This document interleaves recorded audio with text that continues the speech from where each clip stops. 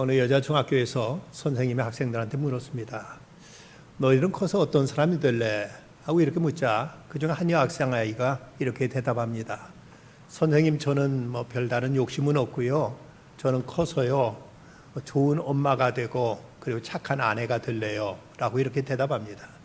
선생님이 그 말을 듣더니 이 아이한테 하시는 말씀이, 얘야, 그러면 큰일 난단다. 먼저 좋은 아내가 되고 그 다음에 착한 엄마가 돼야지 엄마부터 먼저 되면은 일이 아주 복잡해지고 많이 곤란해진단다. 라고 이렇게 일러주더랍니다. 그렇습니다. 모든 일에 다 순서가 있는 법이죠. 아내가 되고 나서 엄마가 되는 것이 순서지, 엄마 되고 나면, 먼저 되고 나면 여러 가지 일은 꼬이고 복잡해질 수밖에 없는 법입니다. 지금은 고인이 된 분입니다만은 신영복 선생이 그분이 쓴 나무야라는 책에 그런 얘기가 소개됩니다. 어떤 그 집을 짓는 목수 노인이 집을 짓는 그림을 보았더니 우리들이 일상적으로 그리는 것과 전혀 순서가 다른 것을 발견했습니다. 우리들은 집을 그리려 치면 지붕 그리고 기둥 그리고 밑에다 주춧돌 그리고 이렇게 그리는데, 이 목수는 밑에다 먼저 주춧돌부터 그리고 기둥 세워놓고 또 그리고 창문도 그리고 맨 나중에 가서 지붕을 그리는 모습을 보고, 집을 지어본 분이 그리는 것과 생각 없이 집을 그리는 것과는 이렇게 차이가 있구나 하는 사실을 이분이 새삼스럽게 깨닫게 되었다는 것입니다. 집 짓는데도 분명 순서가 있죠. 어떤 집도 지붕부터 먼저 지어놓고 그러고 나서 그 다음에 기둥을 세우고 또 주춧돌을 세우고 할 수 있는 이런 집은 세상에 존재하지 않습니다.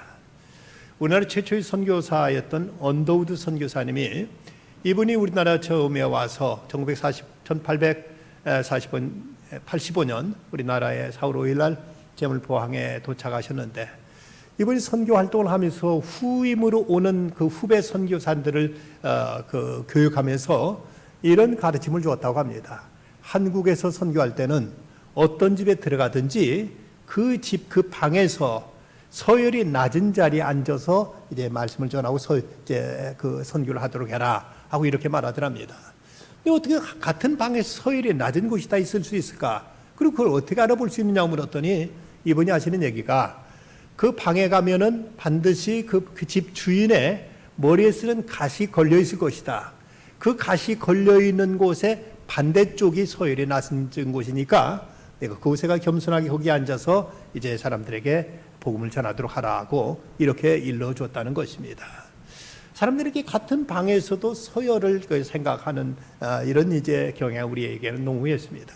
그러다 보니까 우리 몸에서도 머리 부분은 귀한 부분이고 배꼽 아랫부분은 천한 곳으로 이렇게 생각했고, 우리 두 손 가운데서도 오른손은 귀하고 왼손은 천하다고 이렇게 생각했습니다. 깐깐한 양반들은 세면을 할 때 오른손으로 얼굴을 씻었지 왼손은 얼굴에 대지 않았다고 하고, 또 남들 소변을 볼 때 절대 오른손은 쓰지 않고 왼손 가지고 소변을 보곤 했다는 것입니다. 이런 모습 속에서도 사람들의 어떤 서열의식이 대단히 심했던 것을 볼 수가 있는 것이죠. 돈도 천하게 생각하기가 해서 만약 기생집에 가서 기생한테 팁을 줄 때는 이건 오른손을 쓰지 않고 왼손으로 준다고 해서 이때 불러지는 이름이 좌전, 왼쪽 좌자에다가 돈전자에서 기생한테 주는 팁을 좌전이라고 부를 만큼 사람들은 오른손과 왼손까지도 이렇게 구별하곤 했습니다. 하나님이 인간을 창조하여 세상을 창조하실 때 인간에 세우신 창조의 질서는 사람들로 하여금 위로 하나님을 섬기고 아래로 세상 모든 만물을 다스리라고 이렇게 말씀하셨습니다. 이것이 인간에게 세우신 창조의 질서인데, 그런데 마땅히 위로 섬겨야 될 하나님을 섬기지 않고 자기 발 아래 까뭉개거나 자기가 다스리고 관리해야 될 자연을 신처럼 떠받들고 산다면 이건 가치 전도로서 이것이 바로 인간의 원죄가 되었던 것입니다. 인간이란 말, 사람이란 말을 헬라 그리스어로는 안드로포스라고 말하는데, 이 말의 뜻 자체가 위를 바라본다, 위를 바라보는 존재다는 이런 뜻을 가지고 있습니다.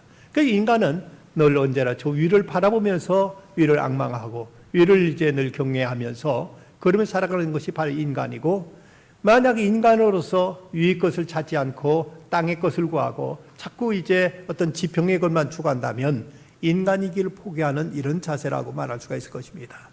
하등 동물일수록 늘 땅 속으로 파고드는 경향이 있는데 인간은 어느 때든지 저 높은 곳을 지향하고 위를 바라보면 위를 경유할 수 있는 이런 자세가 인간의 인간됨의 본질이라고 얘기할 수가 있을 것입니다. 영국의 명재상 윈스턴 처칠 경은 말하기를 나는 내 인생에서 처음 25년 동안은 자유를 갈구했다. 그리고 그 후 25년 동안은 나는 질서를 추구했다.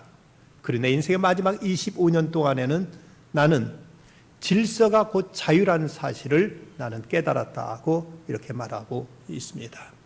질서가 곧 자유다. 우리가 참된 인간의 도리와 질서를 우리는 지키고 이것을 행할 때 여기 진정한 자유가 있고 평화가 있고 여기 안전이 있음을 우리는 잊지 말아야 될 것입니다. 하나님께서는 그 백성들, 이스라엘 백성들로 하여금 하나님의 은혜를 늘 깨닫고 이걸 잊지 않기 위해서, 그리고 또 그 은혜 가운데 살아가도록 하나님의 이스라엘 백성들에게 세 가지 절기를 지킬 것을 말씀하셨습니다. 그 첫째가 유월절로서 저들이 애굽 땅에서 해방된 것을 기념하는 절기로서 이 기간 동안에는 쓴 나무를 먹어야 했고, 그리고 옷을 벗지 않고 광야에서 저들은 이 절기를 지키면서 금방 어디를 광야를 떠날 듯이 이렇게 항상 준비 자세로 유월절을 지키게 하셨습니다. 그러고 나서 50일 후에 그 다음에 지키는 절기가 바로 오늘 우리가 지키게 되는 맥추절 또는 이제 초실절이라고도 말하고 또는 칠칠절, 유월절이 지나고 나서 7번의 그 주일을 주간이 지난다고 해서 칠칠절이라고 부르는 이런 절기, 이때는 그의 첫 열매를 하나님 앞에 구별해 드리는 이런 초실절을 지켰던 것입니다. 그리고 저들이 이제 모든 추수가 다 마치고 나면 이것을 이제 창고에 저장하고 나서, 그리고 나서 광야에 나가서 일주일을 보내는데 이것을 장막절 또는 수장절이라고 했고, 저들은 초막에서 텐트를 쳐놓고 그곳에서 일주일간을 지키는 이런 절기를 지키게 하셨습니다. 특별히 오늘 말씀 맥추절을 지키는 그 의의를 오늘 말씀을 통해서 우리가 몇 가지로 정리해 볼 수가 있습니다. 그 첫째는 맥추절은 먼저 하나님을 가장 존귀하게 모시는 이런 정신이 담겨 있는 절기입니다. 오늘 말씀 26절 보면 77절 처음 익은 열매를 드리는 날에 너희가 여호와께서 새소리를 드릴 때에도 성회로 모일 것이며 아무 일도 하지 말라. 여기서 77절 처음 익은 열매를 하나님께 드리는 것이 바로 이 77절 초실절 또는 맥주감사절이라고 이렇게 성경은 가르쳐주고 있습니다. 여러분, 처음 익은 열매가 과연 무엇을 의미합니까? 농사를 지어보신 분들은 아시죠? 보통 첫 번째 수확하는 것이 제일 좋은 것이고, 같은 나무에서 열매가 열려도 맨 처음 이제 맺힌 열매가 가장 탐스럽고 크기가 마련입니다. 고추를 농사져도 고추의 첫 수확이 제일 고추가 크고 탐스러운 것을 볼 수가 있습니다. 그래서 우리 삶 속에 맺혀지는 열매 가운데서 이 첫 번째 것, 가장 좋은 것을 하나님께 구별해 드릴 줄 알라고 이렇게 말씀하고 있습니다. 성경은 우리에게서 이 첫 것은 하나님께 속했다는 걸 말씀합니다. 우리가 제 자녀들이 많다 할지라도 10손가락 깨물어서 아프지 않은 손가락이 어디 있느냐는 말이 있습니다만은, 제 자식 치고 이쁘지 않은 자식이 어디가 있겠습니까마는, 그래도 사람들 심리가 첫 자식한테 더 마음이 쓰여지고 더 정이 가는 것은 어쩔 수 없는 인간의 본성인가 봅니다. 그래서 이제 하나님께서도 말씀하시기를 자기의 소유에서 그에게는, 그러니까 첫 아들에게는 두 몫을 줄 것이니 그는 자기 기력의 시작이라 장자의 권리가 그에게 있음이라 하고 신명기 21장 17절에서 말씀하고 있습니다.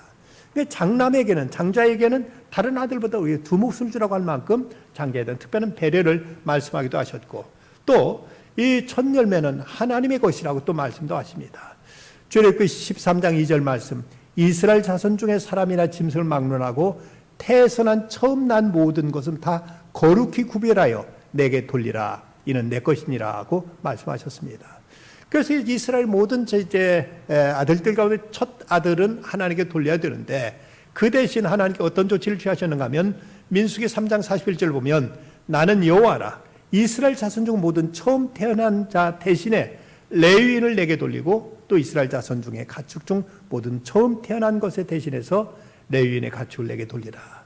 모든 장자들을 하나님께 돌려야 되지만 그 대신 하나님께 레위 지파를 저들을 성별하시고 저들을 하나님께 섬기고 하나님이라 하도록 첫 아들들을 드리는 그런 정신으로 레위인을 내게 돌리라고 이렇게 말씀하셨습니다. 히브리서 말씀 보면은 아벨의 제사에 대해서 말씀하고 있습니다.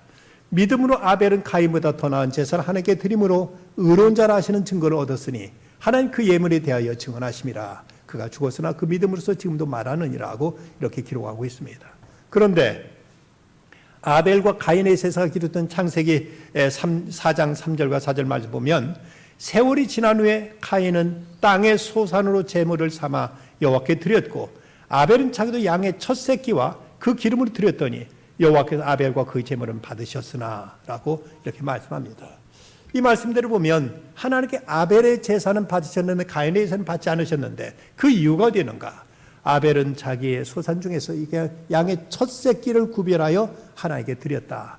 그런데 가인은 첫 것을 구별하지 않고 그냥 있는 것 가운데 아무 것이나 손에 잡히는 대로 하나님께 드림으로 이래서 하나님이 가인의 제사는 받지 않으셨고 아벨의 제사를 받으셨다고 이렇게 말씀하고 있습니다. 맨 처음 맺혀지는 처음 것, 가장 좋은 것을 하나님께 구별해 드릴 줄 아는 자세, 이것이 바로 첫 열매를 하나님께 드리는 맥주감사절의 정신이라는 것입니다. 우리나라 전래 민담 가운데 도깨비와 개암이라는 그 얘기가 전해지고 있습니다. 어느 마음씨 착한 나무꾼이 산에 가 나무를 하고 있는데 나무하다 이제 잠깐 개암나무 밑에 앉아서 쉬고 있는데 개암나무에서 개암이 하나가 톡 떨어집니다. 그저 이 나무꾼이 개암을 주워서 자기 주머니에 넣으면서 이걸 우리 아버지한테 갖다 드려야지 라고 말합니다. 또 조금 있으니까 개암이 톡 떨어지니까 이건 우리 어머니께 갖다 드려야지. 또 이제 남았는데 또 그 개암이 떨어지니까 이건 우리 형님께 드려야지. 나중에 또 하나 떨어지면 그때 가서야 내가 먹여야지. 이렇게 그는 생각했습니다. 그러고 이제 나무를 해가지고 돌아오는데 그런데 이제 날이 저물어가지고 껌껌해지기 시작합니다. 근데 한참 오다 보니까 도깨비 굴을 만났는데 그 도깨비 굴 안에서 도깨비들이 덩실덩실 춤을 추면서 거기서 도깨비 방망이를 가지고 놀고 있는 겁니다. 그 모습을 보다가 이 나무꾼이 개암을 꺼내가지고 자기 목소리 개암을 탁 하고 입으로 딱 깨물으니까 그 딱 소리에 깜짝 놀라가지고 이 도깨비들이 모두 다 이 혼비백산 도망가 버렸습니다. 그곳에 들어가 보니까 거기에 그 도깨비 방망이에 있는 걸 보고 이걸 가지고 집에 가서는 금 나와라 뚝딱 하니까 금이 나오고 은 나와라 뚝딱 하니까 은이 나오고 집이 나와라 뚝딱 하니까 또 그 덩실이 커다란 기와집이 나와서 아주 잘 살게 되었다는 겁니다. 그런데 그 마을에 한 욕심쟁이 노인이 있었습니다. 이 사람이 그렇게 해서 도깨비 방망이 가지고 돈을 벌었다, 잘 살게 되었다는 얘기도 자 자기도 욕심이 생겨가지고 자기도 나무를 하러 갑니다. 개암나무에서 개암이 하나 뚝 떨어지니까 이건 내가 먹여야지. 또 개암이 뚝 떨어지니까 이건 내 큰아들한테 줘야지. 또 하나 뚝 떨어지니까 내 작은아들한테 줘야지. 또 하나 뚝 떨어지니까 그때 가서 우리 아버지한테 갖다 드려야지. 또 하나 떨어지니까 어머니한테 드려야지. 이렇게 이제 개암을 먹는 순서가 완전히 달랐습니다. 이 노인도 집에 이제 나무래가 돌아오는데 거기서 도깨비굴을 만나게 됩니다. 저놈들 봐라. 도깨비 저놈들 쫓아내야지 하고는 개암을 꺼내갈 개암을 딱 하고 무니까 이 도깨비들이 지난번에 한번 속았는데 또 이제 와서 개암 깨무는 소리를 듣고는 금방 달라들어가지고 노인을 몽땅 때려가지고는 쓰러뜨리고 말았다는 것입니다. 이 이야기가 시사하는 것이 뭡니까? 개암 하나를 먹더라도 순서가 있다는 것이죠. 마땅히 먼저 어른에게 부모에게 먼저 여기에도 순서가 있어서 구별하고 차례를 지켜야 된다는 것을 우리 옛 조상들도 이런 이야기를 통해서 우리에게 교훈을 주었던 것입니다. 첫 열매를 하나님께 구별할 줄은 자세, 이것이 바로 맥주절의 정신인 것입니다. 또 하나 열매를 맺게 해주신 하나님께 감사드리는 마음이 여기에 담겨 있습니다. 보면 27절 숫송아지 2마리와 수양 1마리와 1년 된 수양 7마리로 여호와께 향기로운 번제를 드릴 것이다 하고 말씀합니다. 이 첫 열매, 첫 곡식 위에 숫송아지 2, 수양 1, 1년 된 순양 7을 하나님께 번제로 드리라 하신 것은 올해도 하나님께서 도우셔서 농사지어서 이렇게 농사 풍년을 이뤘고 그리고 짐승들이 잘 자라서 이렇게 같이 늘어났으니까 그 중에 일부를 하나님께 구별해서 하나님께 감사의 제사를 드리는 것, 이것이 바로 맥주절 속에 담겨 있었던 또 하나의 정신이었던 것입니다. 어찌 생각하면 내가 다 애쓰고 수고해서 거둔 것인데 어떻게 그것을 하나님 도우시다는 건 무슨 얘기냐 하고 이렇게 얘기할지 모르지만 모든 건 사람의 노력과 사람의 의지로 이루어지는 것만이 아니라 여기에는 먼저 선제적으로 하나님의 은혜, 하나님의 축복, 하나님의 허락하심, 하나님의 도우심이 있을 때 인간의 수고는 수고가 이것이 열매로 맺을 수 있다는 사실입니다. 어떤 학자들이 모여서 이것을 연구했다고 합니다. 농사 짓는 데 있어서 한 알의 곡식을 거두기까지 농부가 여기 기한 몫이 얼마나 되느냐, 이것을 연구했더니 그들이 연구한 결론은 그것입니다. 농부가 수고한 것, 농부가 한 알의 씨앗을 열매 맺는 데 있어서 기한 몫은 전체에 있어서 14만 분의 1에 지나지 않는다고 이렇게 결론을 내렸다고 합니다.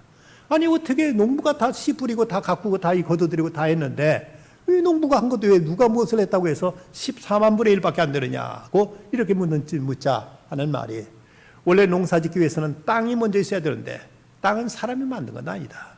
그건 하늘의 천부적인 것이다. 이건 인간의 어떤 수고 노력으로도 땅을 만들 수는 없다. 또 하나, 씨앗이라는 이 생명체도 사람이 이것을 만들어낼 수는 없는 거다. 이것도 하늘이 원래 지으신 거기 때문에 이것은 이제 사람이 어찌하지 못한 것이다. 뿐만 아니라 이 씨앗이 싹트고 자라는 데 있어서 햇빛이며 비가 내린 것이며 이런 자연적인 모든 것도 천부적인 것이다.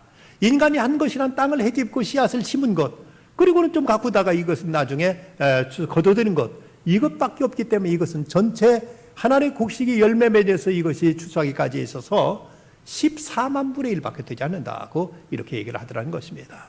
그러고 보면 우리가 어떤 것을 이제 얻었다 할지라도 우리는 그 배후에 하나님의 도우심이 있었고 하나님의 섭리가 있었음을 우리가 겸손히 인정하고 이를 우리는 감사드릴 수 있어야 될 것입니다. 내가 회사에 나가서 일했기 때문에 내가 다 수고했다고 생각하지만 그 회사라는 것 내가 만들기에 앞서서 누군가 회사를 세웠고 내가 일할 수 있는 건강과 여건과 모든 사회적인 제도 자체도 다 내 공로라고 말할 수 없는 부분이 너무나 많은 것입니다. 이 모든 걸 하나님께 감사드릴 수 있는 자세가 필요하다는 것이죠. 우리나라에 10살 된 어린아이들이 구사할 수 있는 어휘, 단어 수가 약 6천 개쯤 된다고 합니다. 그런데 그 6천 개의 단어 가운데서 어떤 말이 부모에게 가장 기쁨이 될까? 감사합니다. 고맙습니다. 부모가 밥을 차려주던, 부모가 옷을 입혀주던 모든 일에 더 감사합니다 하고 말할 줄 아는 말, 그 표현이 가장 부모에게 기쁨이 될 수 있는 말이라고 합니다. 그럼 우리가 이제 작년이 되면 쓸 수 있는 말 어휘가 약 2만 5천 개가 된다고 하는데 우리가 2만 5천 개의 어휘 가운데서도 우리가 진정 이웃에게 기쁨이 될 수 있는 말은 바로 이것도 감사합니다 또는 고맙습니다 라는 이런 말일 것입니다. 근데 우리는 이런 것 너무나 쉽게 잊어버리거나 의도적으로 피하거나 아니면 이런 것에 대해서 둔감한 경우들이 많이 있습니다. 어떤 어머니가 아들이 하도 이제 그 아들한테 가르쳐 주기 위해서 이웃집 아주머니가 너한테 사과를 가져다 주면 너 뭐라고 해야 되지? 아 이거 무슨 말인지 몰라서 머뭇거리자. 5글자로 말할 수 있잖아. 한번 생각해봐. 하니까 이 아이가 한다는 소리가 깎아주세요 라고 말하더랍니다. 그 사과를 갖다 준 것도 고마울 줄 모르고 그냥 이 아이는 끝까지 깎아주세요라는 말밖에 되지 못하는 것처럼 우리들도 하나님께로부터나 이웃으로 많은 도움과 신세를 지고 살면서도 감사할 줄 모른다면 이것이야말로 참으로 은혜를 이제 모독하는 이런 배은이 되어버리고 말 것입니다. 독일의 재무장관을 지냈던 마르티 바덴이라는 사람이 그가 장관이 되기 전에 어느 날 돈이 없어서 지방에 갔다가 허름한 그 여관 방에 들어갔습니다.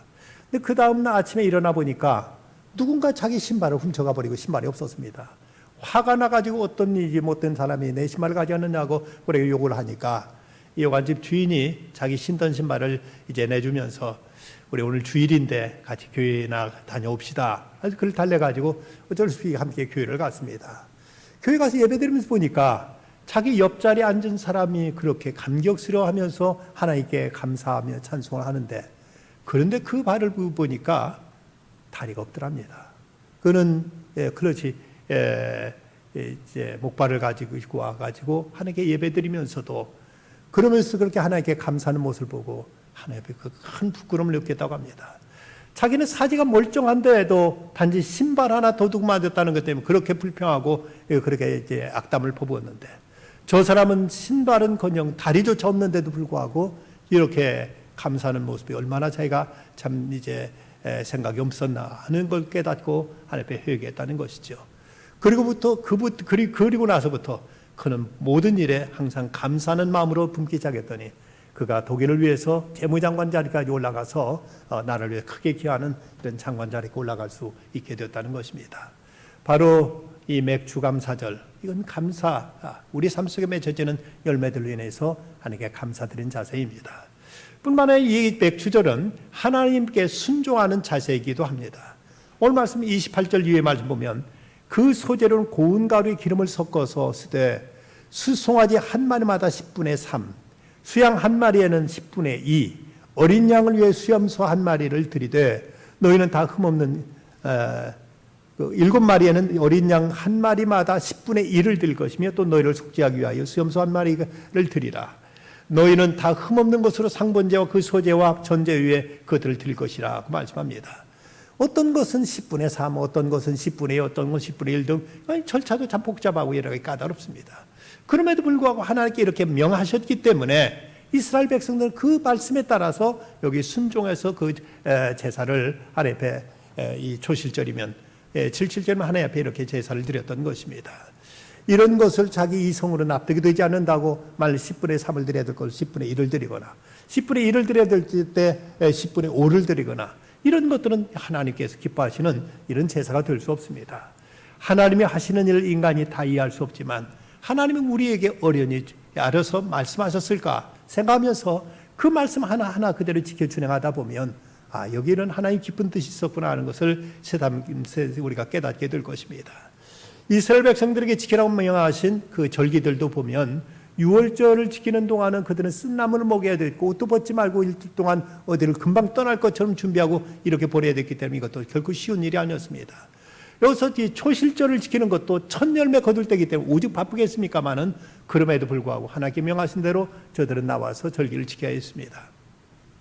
장막절을 지키는 것도 저들 또한 일주일 동안은 들판에서 초막을 쳐놓고 그리고 저희 절기를 지켜야 되기 때문에 지금 여러 가지 좋은 장비를 가지고 캠핑하듯이 드는 이런 실제 절기가 아니라 저들은 어렵고 힘든 가운데서 이런 절기를 지켰는데 이것 또한 어렵고 힘들지만 하나님께 말씀하신 것이었기 때문에 저들은 이런 절기를 통해서 하나님께 순종하는 법을 배웠던 것입니다. 그러면 이런 절기가 오늘 현대를 살아가는 우리들은 어떤 의미가 있고 어떤 정신으로 우리가 이 절기를 지켜야 될 것인가? 그 첫째는 하나님을 우리 삶의 자리에 모시는 것입니다. 너희는 먼저 그의 나라와 그를 구하라. 그러면 이 모든 걸 너희에게 더하시리라. 모든 일 속에 하나님이 계심을 알고 그 일 속에 하나님을 인정하고 하나님을 그 자리에 모셔드리는 자세. 우리로 하여금 이제 성경에 말씀하신 것처럼 너는 범사에 그를 인정하라. 그러면 내 길을 지도하시라고 잠언서 3장 6절에 말씀했는데 우리는 영혼의 문제뿐만 아니라 육신의 일에도 내 자신의 문제뿐만 아니라 자식들의 일에도 우리는 먹고 사는 문제뿐만 아니라 공부하고 우리는 이제 직장에서 생활하는 모든 문제에도 다 하나님을 인정할 때 그 모든 일 속에 하나님께서 우리에게 능력과 은혜와 사랑을 베풀어 주신다고 말씀합니다. 어떤 사람이 큰 어려움과 재난을 당해가지고 아주 낙심중에 어찌할 바 몰라서 한 현자를 찾아가서 물었습니다. 내가 지금 큰 재난을 당해서 어찌할 바를 모르겠는데 이것을 극복할 수 있는 방법을 좀 가르쳐 주십시오 라고 이렇게 부탁드리자 이 현자가 이렇게 말합니다. 나는 나는 그 방이 어두워졌을 때 빗자루를 가지고 어둠을 쓸어내려고 내가 애쓰지 않습니다. 그 대신 나는 촛불을 밝히지요. 하나님께 대한 신앙은 이 촛불과도 같습니다. 내가 지금 어떤 어려운 문제에 부딪혔을 그 문제 때문에 내가 거기서 바등바등하지 않고 이 문제를 하나님 앞에 내어놓고 하나님 그 자리에 모셔드리게 될 때 하나님께 우리에게 빛을 비춰주셔서 이 문제를 해결해 나갈 수 있는 길을 가르쳐 주시고 이 문제를 정확히 파악하고 이 문제를 이제 극복할 수 있는 능력과 지혜를 주신다고 이렇게 가르쳐 줬던 것입니다. 모든 일에 하나님을 모셔드리는 것. 그리고 우리는 우리 삶의 첫 시간을 하나님께 드리는 이런 자세가 또 맥주절의 정신에 담겨 있습니다. 열매가 맺혔을 때 첫 열매를 하나님께 드리는 것처럼 우리들이 시간의 열매, 우리들 삶 속에서 부딪히는 모든 일들 속에 먼저 하나님을 삶의 첫째 자리로 모셔드리는 자세가 바로 맥주절의 정신입니다. 예수님은 그 전날에도 그토록 바쁘게 분주하게 다니셨지만 그런데 이 새벽 미명에 일찍 일어나셔서 한적한 곳에 가셔서 하나님께 기도하시며 하루를 시작하셨던 것처럼 우리는 이렇게 매주 첫째 날 이 주일에 우리는 하나님 앞에 예배를 드리는 것도 의미가 있는 일이요. 우리가 하루를 시작하면서 먼저 하나님께 기도함으로 하루를 시작하는 것도 우리가 그날 전체를 하나님께 맡기며 하나님의 인도를 구하는 이런 의미가 여기에 담겨져 있습니다. 또 하나 우리 삶에 좋은 것을 하나님께 드리는, 먼저 드리는 자세가 무엇보다도 이 맥주제의 정신이라고 말할 수 있습니다. 내 재물과 내 소산물의 처음 익은 열매로 여호와를 공경하라고 잠언서 3장 9절 10절을 말씀하고 있습니다.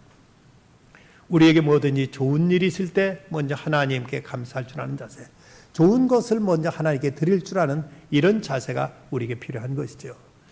우리 교회 청년들 가운데 보면 참 기특하고 고마운 청년들이 많이 있었습니다. 중에는 애써서 학교 대학 졸업하고 어렵게 직장 취직하더니 첫 월급을 봉투째 그대로 하나님께 드린 청년이 있었습니다. 어떤 청년들 가운데 우리 교회에 그런 청년들이 여럿이 있었습니다마는 결혼식을 하고 토요일날 대개 결혼식을 하면 주일날 신혼여행 갔는지 알았더니 주일날 신혼부부가 와서 딱 앉아있는 것입니다. 예배 끝나고 아니 왜 신혼여행 안 가느냐고 이렇게 물어보니까 하는 소리가 결혼하고 첫 번째 주일인데 하나님께 예배 드리고 가야지요 라고 참 기특하게 이런 말을 하는 모습 보면 참 그토록 참 예쁘고 사랑스러울 수가 없습니다. 매사에 먼저 하나님께 감사할 줄 아는 이런 자세, 이런 정석이 우리에게 필요한 것이죠. 어떤 이는 나는 하나님께 11조를 드리려고 해도 형편이 어려워서 못 드린다고 얘기하는 사람이 있습니다. 이에 대해서 전에 우리 교회 나왔던 어느 초등학교 선생님이었던 집사님은 그런 얘기를 했습니다. 그건 말이 안 된다. 돈이 없어서 11조를 못 드린다는 건 말이 안 된다. 돈이 부족해서 생활비가 쪼들릴 수는 있다. 하지만 11조는 먼저 하나님께 구별을 드리는 건데 내가 지금 수입 생긴 중에서 먼저 하나님 거 드리는데 왜 11조가 모자라느냐. 생활비는 모자랄 수 있다. 하지만 11조는 어느 때든지 모자랄 리가 없는 것이라고 이렇게 얘기하는 겁니다. 사실 그 말이 듣고 보니까 그럴듯하지요. 먼저 하나님의 것을 구별하고 보면 그러면 이제 그 다음 것으로 하나님께 우리가 허락하신 만큼 쓰면 되는데 내 것 다 쓰고 나서 이제 하나님께 드리려고 보니까 그 다음에 이제 늘 부족할 수밖에 없는 것이 인간의 살아가는 모습이 아닌가 생각됩니다. 이렇게 하나님 앞에 첫 열매를 드리며 살아가게 될 때 하나님께서 우리에게 좋은 열매가 끊이지 않도록 계속 맺히게 해주신다고 말씀합니다. 신명기 16장 15절 말씀 보면 내 하나님 여호와께 택하신 곳에서 너는 이래 동안 내 하나님 여호와 앞에서 절기를 지키고 내 하나님 여호와께서 내 모든 소출과 내 손에 행한 모든 일에 복 주실 것이니 너는 온전히 즐거워할지니라고 말씀합니다. 하나님께 이렇게 첫 열매를 하나님 앞에 드리게 될 때 하나님께 그 다음에 그 열매가 끊이지 않도록 날마다 해마다 계속 그 열매 맺히도록 하나님께 복 주실 것이라고 이렇게 약속하고 있습니다. 어느 개척교회 하시는 목사님에게 중학교 다니는 딸이 있었는데 당시 1970년대라서 어렵기도 했습니다마는 이 딸이 그 영어 학습에 필요하니까 녹음기 좀 하나 사달라고 아빠한테 사정합니다. 아빠는 이걸 사주고 싶었지만 그 개척하는 입장에 도저히 그것을 사줄 만한 여건이 되지 못했습니다. 그래서 이걸 사주지 못해서 안타까워 있었는데 그 목사님과 형제처럼 가까이 지내는 그 친구분이 그 얘기를 어떻게 들었던지 녹음기 하나 충분히 살 수 있는 돈을 이제 보내주었습니다. 그래서 그 녹음기 살 돈을 이 딸한테 줬는데 내 딸아이가 다음 주일날 그들 고스란히 하나님 앞에 헌금으로 바치는 것이었습니다. 아버지가 놀라서 얘야 너 이 녹음기 사라고 네가 필요하다고 너한테 준 돈인데 이걸 이대로 바쳐버리면 너 녹음기 어떻게 하려고 그래? 하고 이렇게 물었더니 이 딸아이가 이렇게 말합니다. 아빠 우리 교회가 지금 건축 헌금 시작했잖아요. 제 녹음기보다도 이것이 더 급한 것 같아서요 라고 이렇게 말하면서 제가 성전을 위해서 자기 녹음기 살려던 것을 그대로 드렸다고 말하는 것이었습니다. 그 뒤로는 이 목사님의 지갑은 이 딸에 대해서만은 언제나 열려 있었다고 합니다. 딸이 무슨 말을 하든지 뭘 달라고 하든지 할 수 있는 이 딸에 대해서만은 항상 그 지갑이 열려 있었다는 것이죠. 우리들도 하나님 앞에 첫 열매를 정성껏 드리고 보면 하나님은 우리들의 모든 필요와 우리들의 요구되는 모든 걸 주님께서 책임져 줄 줄 믿습니다. 오래전에 인도에서 사회 가시던 미국인 목사님이 있었습니다. 선교사를 거기 사회 가는데 어느 날 그 겐지스 강가로 이제 나갔더니 거기에 한 여인이 두 아이를 데리고 강물뚝을 따라서 올라가고 있는데 오랫동안 그 사역했던지라 지금 저 여자가 뭐하러 가는지를 그는 알고는 급히 그 여자에게 달려가서 말렸습니다. 제발 이런 짓 좀 하지 마십시오. 어떻게 사랑하는 아들을 신에게 다 산 제물로 다 바칩니까? 제발 이런 일 하지 말라고 이렇게 말렸습니다. 그러나 얘는 전혀 거기에 대해서 대꾸도 하지 않고 그냥 그대로 아이를 데리고 강줄기를 타고 올라가는 것이었습니다. 너무나 마음 아파 집에 와 있다가 과연 어떻게 했을까 하는 생각이 들었는데, 근데 아이를 둘을 데려가는 모습을 봤더니 하나는 아주 잘생긴 남자아이였고 하나는 눈도 멀었고 그리고 다리도 상해 있는 아이를 이제 업고 가는 것이었습니다. 그런데 과연 이 아이를 어떻게 했을까 생각하고 얼마 있다가 나가봤더니 그 여인이 저기서 내려오는데 가까이 다가보니까 그 잘생기고 똑똑한 그 아들을 제물로, 산제물로 바쳐버렸고, 그리고는 그 눈도 멀고 불구인 아이는 그대로 업고 내려오는 것이었습니다. 이 모습을 너무나 기가 막혀가지고 이 선교사님이 말했습니다. 아니, 신에게 바치려면 불구에다가 눈이 멀어서 인생을 살아가기 어려운 아이를 바칠 것이지 왜 성한 아이를 다 바쳤느냐고 이렇게 물었습니다. 그러자 여인이 대답한 말이, 선생님, 미국에서는 어떤 신을 믿고 있는지 모르지만 우리가 섬기는 신에게는 최선의 것을 드려야 된다고 배웠고 그렇게 믿고 있습니다. 그러니 두 아이 중에서 잘난 아이를 신에게 드려야지 어떻게 못난 아이를 다 드릴 수 있습니까? 라고 이렇게 그에게 훈계하듯이 오히려 이렇게 묻더라는 것입니다. 여러분, 세계 어떤 종교에도 신이 당신의 외아들을 인간을 위해 희생했다는 얘기를 우리는 성경 외에, 기독교 외에 어디에서 우리는 접하지 못합니다. 하나님은 당신의 외아들까지 우리에게 주셨는데도 불구하고, 그런데 우리들은 크고 좋은 것은 내 몫이고 내 하찮은 것만 하나님 앞에 드리겠다고 하지는 않는지 우리 자신을 돌아봐야 될 일입니다. 어떤 청년이 나에게 있어서 하나님은 어떤 위치일까라는 제목의 이런 글을 썼습니다. 하나님은 3등이십니다. 1등은 하고 싶은 일, 2등은 해야 할 일, 3등은 하나님 만나는 일입니다. 어려운 일이 생겨도 하나님은 3등입니다. 내 힘으로 한번 해보고 그래도 안 되면 가까이 있는 사람에게 도와달라고 하고 그래도 안 될 때 하나님을 부릅니다. 하나님은 3등입니다. 거리에서도 하나님은 3등입니다. 내게 가장 가까이 있는 것은 나 자신, 그 다음에 내 마음을 알아주는 사람, 그 다음에야 멀리 하늘에 계신 하나님이십니다. 하나님은 3등입니다. 그런데 하나님에게 있어 나의 위치는 어디일까? 나는 언제나 1등입니다.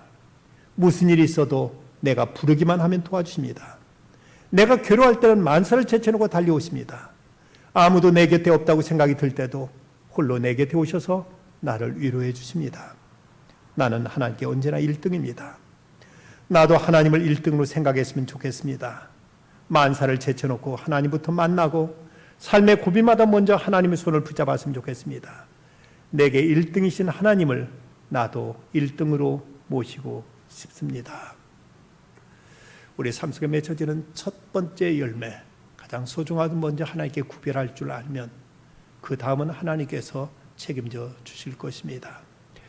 우리들이 매사에 하나님 우선으로, 하나님 제일주의로 살아가는 훈련이 우리에게 있어야만 됩니다. 종교 개혁자들이 그토록 애타게 부르짖었던 하나의 어떤 구호가 있었다면 하나님을 하나님 되게 하라, 하나님을 하나님 되게 하라는 그들의 구호였습니다. Let God be God. 하나님을 하나님 되게 하라.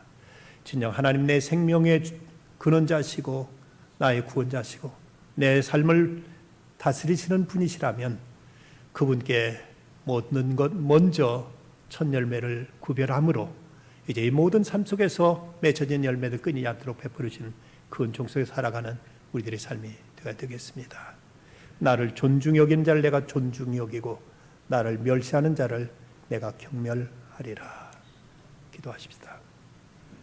거룩하신 아버지 하나님, 오늘도 한 주간을 시작하면서 첫날 하나님 앞에 나와 예배드립니다.